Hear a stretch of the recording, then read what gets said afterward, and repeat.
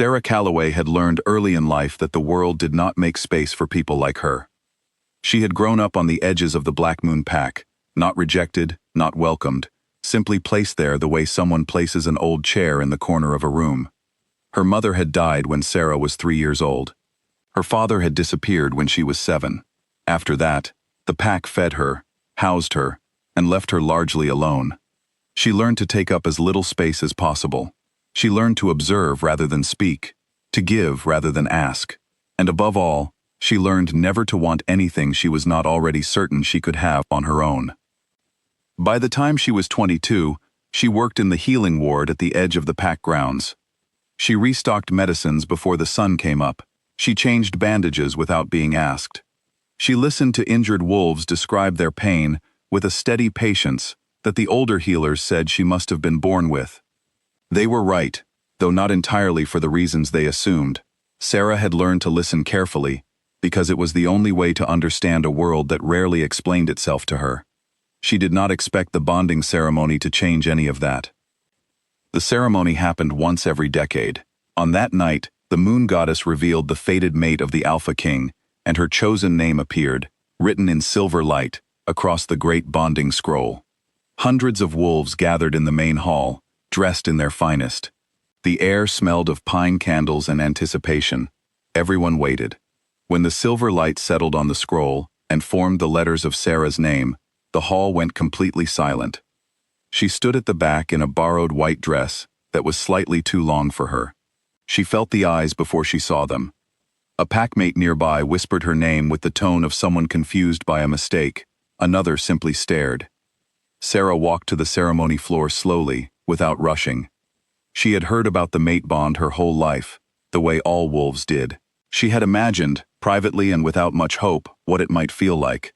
When she finally looked up and met the eyes of Alpha King Zarin Voss for the first time, she understood. The feeling was warm and certain, like stepping out of a cold building into sunlight. It was the feeling of something clicking into place. But she also saw, in the single second that they looked at each other, that he felt it too, and that he did not want to. His jaw tightened. Something moved behind his gray eyes, too fast and too controlled for most people to read. Sarah read it immediately. She had spent 22 years reading things people tried not to show. He raised one hand before the elder priests could complete the binding prayer. His voice was calm, low, and certain. He spoke the formal words of rejection. The hall erupted around her, gasps, whispered arguments, the sound of something being knocked over at the back of the room. Someone near her let out a short, wounded sound on her behalf. Every single person in that hall was waiting for her to fall apart. Sarah took a slow breath. She nodded once, a small and quiet nod, and said, so softly that only the people closest to her could hear, that she understood, and that she appreciated him telling her directly. Then she turned and walked out of the hall. Not running, not stumbling, just walking, the borrowed dress trailing behind her on the stone floor, her chin level, her hands at her sides. She did not cry until she was completely alone, and even then it was brief, and even then she dried her face, made herself a cup of tea, and went to sleep at a reasonable hour. She had patience in the morning. 3 days passed. The pack talked about the ceremony the way packs always talked. Loudly at first, then in smaller groups, then in corners. But the conversation took an unexpected shape. People had come prepared to discuss Sarah's humiliation. Instead, they found themselves returning, again and again, to her composure, to the particular sound of the silence she had left behind her, to the fact that the Alpha King, who had not once broken his expression in any public moment in 6 years of rule, had watched the door for nearly 30 seconds after she walked through it. Sarah, for her part, did not think about it more than she could help. She had work to do. On the morning of the 4th day, Elder Arlen collapsed in the archive hall. He was brought to the healing ward on a stretcher, gripping the edge of it with both hands, his face white not with pain, but with something that looked very much like controlled shock.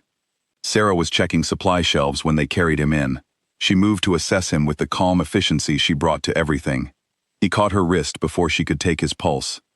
She paused, looked at him, and waited. He asked for her mother's name. She told him, Lyra Calloway, born in the Northern Territories, Died when Sarah was 3. Elder Arlen closed his eyes. His lips moved slightly, as if recounting something from memory against the evidence he now held in front of him. Then he told her what he had found.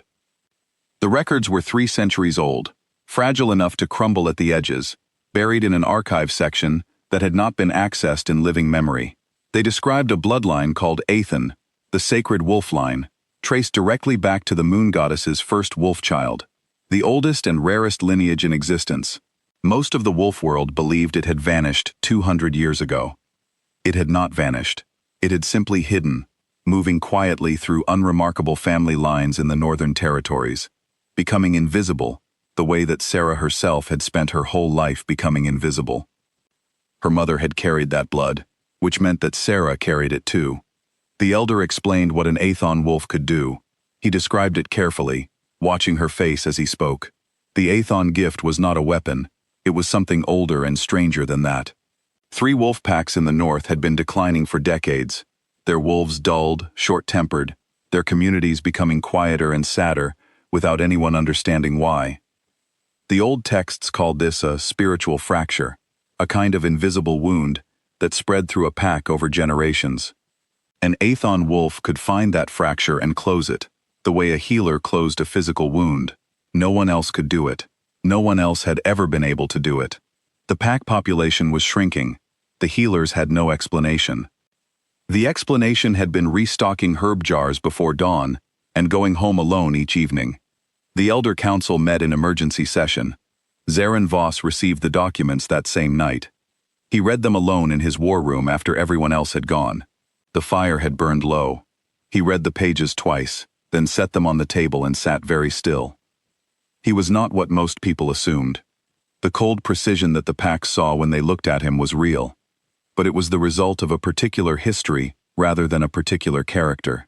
He had come to power at 19, the night his father was killed, and he had spent 6 years holding a complicated alliance of packs together through discipline and careful strategy. He had told himself, when he rejected the bond, that it was strategy, that attachment was a weakness his enemies had used against his father, and he would not repeat that mistake. He had been so certain of it in the moment. Now, 4 days later, he was less certain. The rejected bond should have faded. It had not. It sat at the edge of his senses like a sound he could not stop hearing, patient and quiet, going nowhere. He thought about the way she had nodded. He thought about the particular sound of the words, "I understand," said without performance, without accusation. He thought that he had not, in 6 years of ruling, once made himself consider whether a decision was also wrong, as opposed to simply costly. Sarah received the formal summons the following morning. She read it, folded it carefully, asked her co-worker Mina to cover her patients, and arrived at the palace in her work clothes. She sat in the council chamber, while Elder Arlen explained everything. She listened the same way she always listened, completely, quietly, without interrupting. When he finished, she asked 2 questions. She asked specifically what would be required of her, and she asked about the timeline for the 3 affected packs. She did not look at Zarin while she spoke. She was aware of him in the room the way you are aware of a fire, without looking directly at it, feeling the heat at the edge of your attention. When the elder finished explaining that the work would require her to travel with the Alpha King to all 3 settlements, she was quiet for a moment. The council members shifted in their seats. Someone cleared their throat. Then she said, "When do we leave?" Not if, when. One of the older elders exhaled so audibly that 2 people looked at him. Zarin said nothing, but something in his face changed, a movement too small for most people to catch, the particular tightening of someone who has just had a thought they were not ready to have. The journey north took 4 days. On the first day, Sarah read quietly in the vehicle. On the second evening, she noticed one of the younger guards shivering in the mountain cold and gave him her spare thermal layer without making anything of it. On the third morning, she asked the senior security officer about his daughter, whose injury she had treated 3 months earlier, and listened with genuine interest to the answer. Zarin watched all of this. On the third afternoon, in the middle of a long silence, he asked her why she had not been angry at the ceremony. She thought about the question before answering. That was something he had already noticed. She took questions seriously, all of them, even the ones that seemed simple. She said that he had the right to choose, and that she was not going to perform grief to give the people watching something comfortable to observe. He had no answer to that. It was, he realized, the most honest statement anyone had made to him in recent memory. That night, while she slept, he sat outside and thought about what honesty looked like when it came from a person who had been given no particular reason to trust that honesty would be rewarded. He thought it probably looked exactly like this. On the fourth evening, the night before they reached the first settlement, he told her something he had never said aloud to anyone. He told her that he had been in the next room when his father was killed, that he had heard it, that he had never spoken about what that had done to him, because there was simply no one to tell and no time to fall apart. She listened without trying to fix it. She did not offer him a reframe or a silver lining. She said that it sounded like it had made it very difficult to let anyone close. He said yes. She said she understood that, and she meant it in the specific way of someone who had also learned to depend only on herself, not as a polite phrase, but as a true thing, a thing with weight and history behind it. They sat in silence after that. But it was a different kind of silence than before. At the first pack, the Greyvale settlement, Sarah walked into the communal hall and felt it immediately. The air was wrong in a way she could not have named before Elder Arlen's explanation, but which she now recognized. It was like a sound slightly off pitch, a note that had been wrong for so long that the people living with it had forgotten what right sounded like. She stood at the pack's hearthstone and placed both hands flat against it. She closed her eyes. She did the thing she had always done without knowing she was doing it. She listened. She listened the way she listened to injured wolves describing pain they were trying to minimize. She felt past the surface of things and found the place where something had gone quiet that should not have been quiet. She did not know how to describe what happened after that. She felt something move through her, warm and certain, and she followed it the way you follow a thread in the dark. When she opened her eyes 15 minutes later, she was tired in a way she had never been tired before. 3 wolves, who had been sitting slumped against the far wall, were sitting straight. One of them was blinking at the room, as if seeing it clearly for the first time in months. The settlement elder was crying quietly, hands pressed together, not saying anything. Zarin crossed the room before he made a conscious decision to do so. He asked her, quietly, if she was all right. She said yes, though she looked as though she might want to sit down. He got her a chair. It was a small thing, the kind of small thing that does not make anyone's list of significant moments until much later, when you are trying to understand when something changed. At the second pack, she healed the fracture in 2 hours instead of 15 minutes. Her body was learning the shape of what it had always carried. At the third pack, a message reached them from a rival alpha named Kale Duras, who had learned about Sarah's bloodline and sent a formal political claim suggesting she was a shared ward of all packs and should be relocated to a neutral position pending council decision on her future. The language was careful. The threat was not subtle. Zarin's response was delivered before he had stopped reading the message. He informed the council that Sarah Calloway was under the protection of the Alpha King and was unavailable for any political reassignment. That evening, he told her about it. She was quiet for a moment. Then she said he had not needed to do that. He said he knew. She looked at him for a long time. She had spent her life reading the small things people did not say, and what she read in him now was not strategy. It was not political calculation. It was something simpler and less defended than either of those things, and it was looking straight at her. She said thank you. After the third healing was done, Sarah sat on the steps of the settlement hall in the late afternoon light with her eyes closed and her face tilted slightly upward, absorbing the quiet relief of completion, the way a person absorbs the last warmth of a day before it ends. Zarin sat down beside her, not at a formal distance. Beside her. He said her name. She opened her eyes and looked at him. He said that he had been wrong, that he had made a decision out of fear and dressed it in the language of strategy, and that both things were true, that it had been fear and that it had been wrong, and that he needed her to know he understood that. He was not asking her to undo anything. He simply needed her to know. She was quiet. Her hands, resting in her lap, were not entirely still. She said, I know. I think I've known for a while. He asked what she wanted. She looked at him with the steady attention she gave to everything important, and she said, Time. I don't need much, but I need to know that you're going to stay. He said, I'll stay. It was not a calculated answer. It was simply true. They returned to Black Moon Pack to a welcome neither of them had anticipated. Word of the healings had traveled. Wolves from all 3 northern settlements had made the journey specifically to be present when they arrived. The gates were crowded in a way that made the security detail tense, not from danger, but from sheer volume of people who wanted to see, to thank, to simply be near the woman responsible. Sarah stood in the middle of it looking quietly overwhelmed. She had spent her life being invisible. She did not yet know how to stand still and be seen.